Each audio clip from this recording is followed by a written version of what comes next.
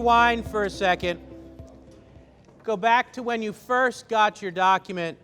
How many of you, either when you read your document or shared it with your group, made reference to who wrote your document, made reference to the author? All right. How many of you, either when you read your document or shared your document, made reference to when it was written or created? All right. How many of you thought about or made reference to the type of document that you were dealing with? Cartoon, private letter? All right. How many of you either held your document up or shared direct quotes from your document?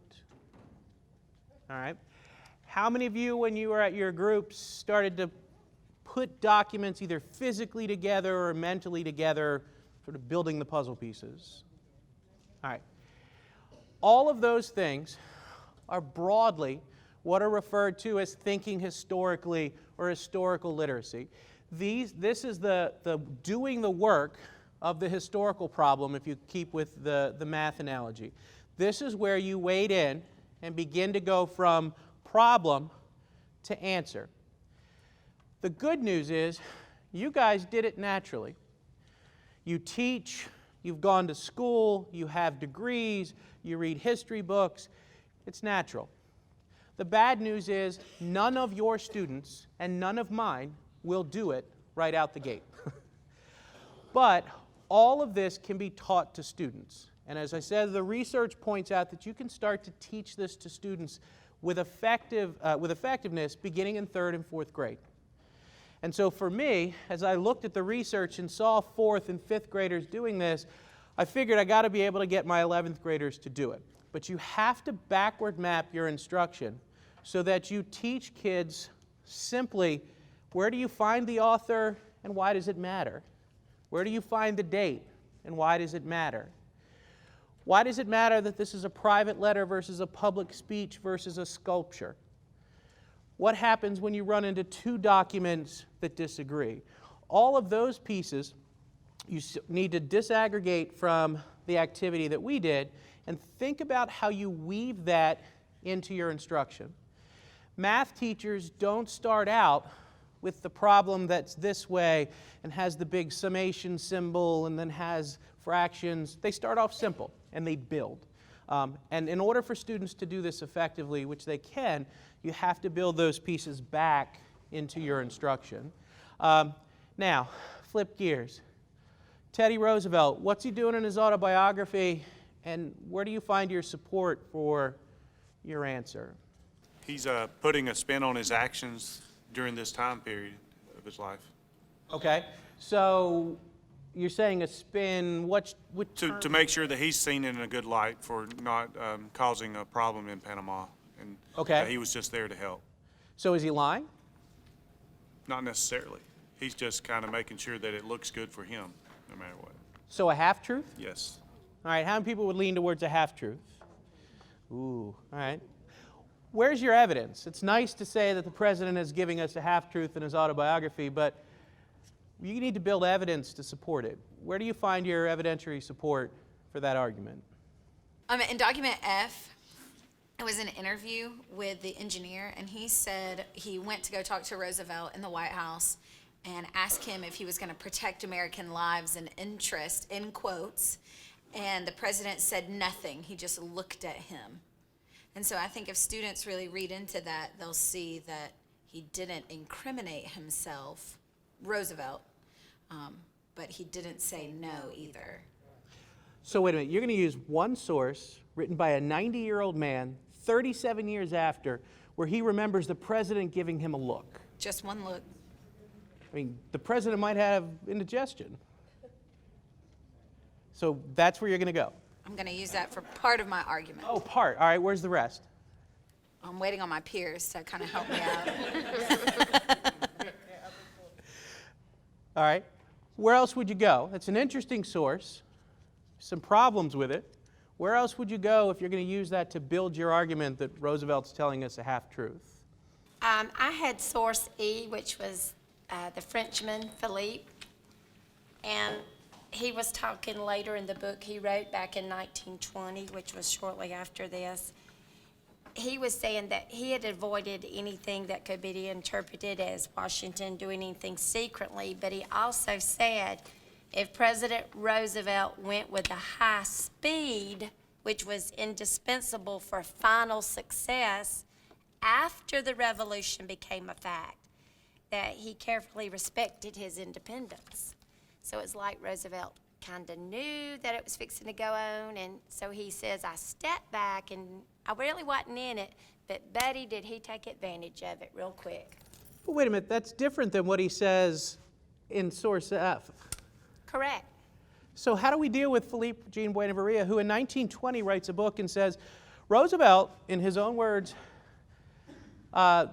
I wish to caution the reader in advance against the impression that the American government had a hand in the Panamanian Revolution, because such a statement is absolutely fabricated and devoid of any foundation in fact. He's saying Roosevelt had nothing to do with it, and yet now he recalls 37 years later a meeting at the White House with Roosevelt where he gave him this pregnant look that gave him permission to have the revolution. We discussed that a little bit in our group, and we talked about the fact that in life, people in general, always try to make yourself look the best at that point in time, but later on, when you're looking more closely to the end of your life, you decide to shed light on what really happened and decide you're going to bear all and tell the truth. So you're going to give more weight to source F than you are source E? We didn't quite come to that conclusion. It kind of broke before we could totally come to some type of agreement. But you're leaning in that direction. We were leaning in half-truths. Yeah, and that's one of the things that's different than a DBQ. In this instance, you're going to discount E because F trumps it. E, you have Philippe Jean Buenaventura saying Roosevelt had nothing to do with it, but of course he has a lot to benefit from saying that because Philippe Jean Buenaventura grows up to be what? Yeah, he's the first U.S. minister from the country of Panama. Not bad for a French citizen. He's got a job and he's protecting it, but F, when he gives this interview when he's 90, seems to point in a different direction. But again, it's just one source. What else could you marry to it to build your argument that Roosevelt's telling the half-truth? I have D, and it's a private letter from President Roosevelt to his former Secretary of State, John Hay. And he says that he could no more make any kind of deal or negotiations with Colombia because basically he says they're bandits.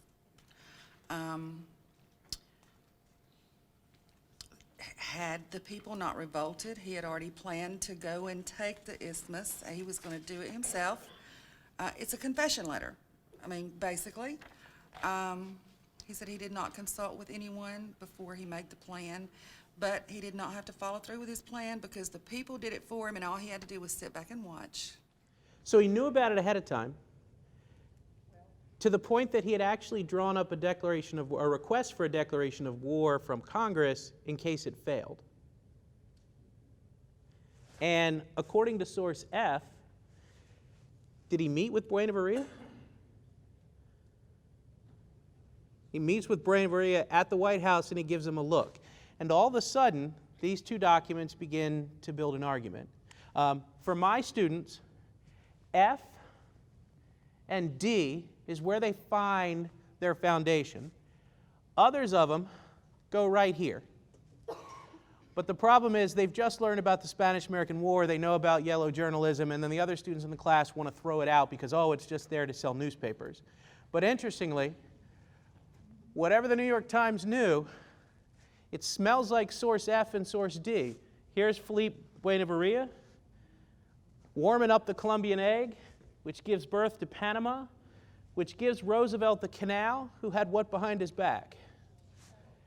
And in turn, Buenaventura gets to be the first Panamanian minister of the United States. And you begin to weave these pieces together. My other students will argue that it's not a half-truth, that it is an obfuscation, that he's trying to hide very specific things. And they'll argue back and forth. Some of my literalists will say, if it's not the truth, it's a lie. and I think they hear that at home. There is no half-truth. It's either a truth or a lie. And they'll wade back through the words. There's two interesting ones. Our course was straightforward and in absolute accord with the highest standards of international morality. Do you know where that's written, international morality? There is no such thing as international morality. He's intentionally changed the word so that he's not violating international law. And then the other one, no one connected with the American government had any part in preparing, inciting, or encouraging the revolution. He will say that that's true because Philippe Jean Buenaventura works for whom? He's a private citizen. And so he's actually telling us the truth or he's hiding the truth. Kids weigh their evidence. They move their way back and forth. And of course, the ultimate question becomes why? Why would Roosevelt hide the truth or obfuscate? And of course, we know that our reputation in Latin America is not good. And he knows that he's being depicted as a bad neighbor. And so his autobiography becomes his first chance to tell his version of the events, to try to paint history in a certain direction. The reason I like this approach is, one, students are generating the questions and the arguments, and students are asking those sort of teachable moment questions. Every year when I would teach this, I would get a question about current foreign policy, current presidential decision-making, current relationships with Latin America. I had a large number of Cuban immigrant students who would raise their hand and say, let me tell you what my uncle told me. You get the family connections. It opens up the discussion that allows us to hit those teachable moments that don't always happen when we go in that traditional method. A little additional information would have been better, specifically about U.S. military movements blocking the Panamanian transports. So, in terms of the background information. Yeah, and so when you're doing those history labs, you have to set the context or the background in a way so that when students dive deeply into the investigation, they're doing it from a common base of knowledge and understanding. So when I do that with my students, depending upon which level of student, if I'm doing it with my honors students, they have a short reading at home that they do that gives the background on the Panama Canal and the Revolution, and then we'll either debrief or they'll take a reading comprehension quiz. If I'm with what we called my standard or average kids, they might do the same reading at the beginning of class to set it, or watch like a 4-minute video clip that lays the background. But you do want to make sure you set that common background, and that might be a key piece that you put in there.